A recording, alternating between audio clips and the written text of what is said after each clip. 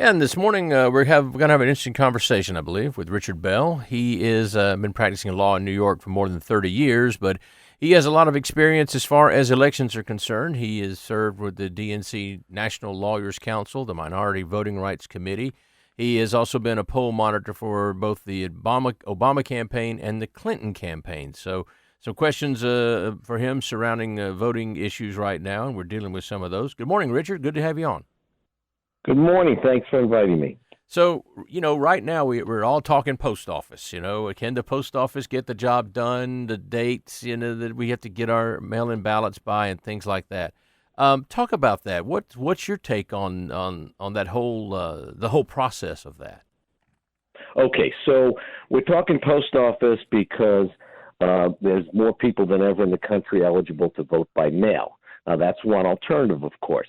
And if you vote by mail, the number one thing you should know in voting in general are three rules: early, early, early. You got to have a plan this year.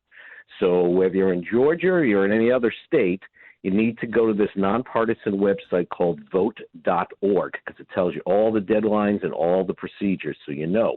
And if you're going to vote by mail, yes, right now there's a controversy over the post office, but there's no controversy if you do things very early because you'll get things in on time.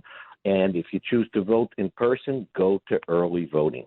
That's a good point. It's preparation, especially right now. I know many people will say, "Oh, I got to vote. I have to vote." What do I do? Last minute they miss the deadlines, and so that's going to be an issue. And so you're absolutely right. You got to plan ahead. Some of the things I know that there is this voter fraud sometimes that happens, and it is intentional. But what are some of the things that will maybe cause a ballot to be thrown out? What are some of the issues around that? Okay, the first thing, I wrote a book called Voting, the Ultimate Act of Resistance. It's about my experiences in voter suppression. So the one thing I do have to get out there is that voter fraud is essentially a myth because all the studies unanimously show that it virtually doesn't exist. For instance, in vote by mail, the study shows, this is the Conservative Heritage Foundation, 250 million votes by mail, 143 cases of fraud. That means that every 7 years, each state had one case. And the same thing with in-person voter impersonation, 1 billion votes, 31 cases. So we really need to throw out that voter fraud as a myth. It's not a fair analysis of the facts. But what people need to know is that you don't get involved in voter suppression if you do everything early. For instance, when you go to early voting, it's over. You've cast it, it's done. If you do the vote by mail, the most important thing, if you don't want to mail it and you have access, you can go to your regular county board of registrar and hand deliver it. So these are the things you have to do because right now there's a lot of misinformation out there, and just make it real simple. Start it early, do it early, it's done, and you don't have to worry about being a victim of voter suppression. I guess I didn't realize that I'm an in-person guy. I like to go down there and go through the whole process, and I usually do the early voting. I guess I didn't realize that you can actually take your ballot to the board of registrars and hand it in, and then that removes all doubt of the post office being able to get it there on time, Absolutely. I really encourage that. If you have transportation or a friend that can take you there, it's a great way of doing it because you've now done it by absentee ballot, but you have hand delivered it. You don't have to worry about anybody bringing it in, the post office issues, none of that. It's all out the window. We've had issues here in Georgia, and I'm sure other places too, where they will have to clean people off the voter rolls. Some cases they're deceased, they moved out of state, they moved away, and things like that. But then in doing so, we hear that there are trying to disenfranchise voters, but it's hard to disenfranchise someone if they've passed away and can't vote anymore. Why does that always happen in that case? Now, I'm not sure. I'm not saying some of those aren't legitimate, maybe, but what are your thoughts on that? Is that a political tactic or is that real?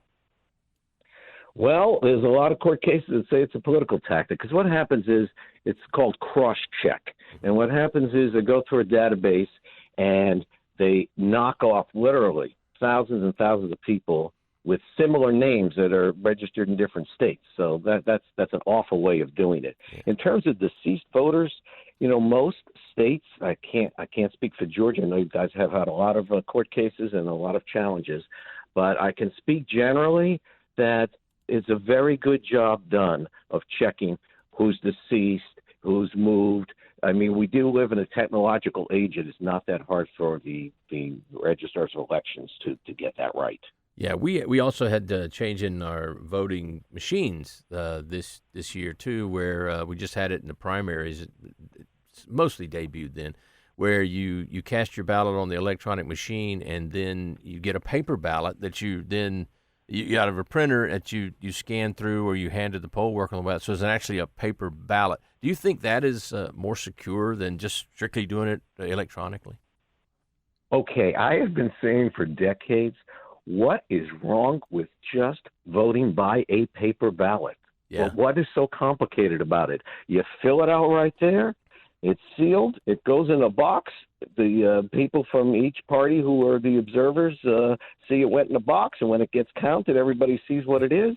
I don't understand, other than these people that make the election machines getting a lot of money, why we can't do that. Other than the fact maybe it takes a little longer to count, but who cares? We need to get it right. Right. Do you feel confident we're in pretty good shape for this election coming up in November? Yeah, the one thing I would say unequivocally, I have complete faith in the election system, despite all that's going on right now and all the information or misinformation. But everybody has a role here. The states, the federal government, and your audience, the voters, most of all. Because if they have a plan and they do it early, they will not have a problem, and the integrity of the election will be unquestionable. Good. I'm so glad to hear you say that. And thank you so much for taking some time to talk with us today. And thanks for keeping a check on some of these things. So I appreciate your time today. My pleasure. Voting the Ultimate Act of Resistance. It's on Amazon.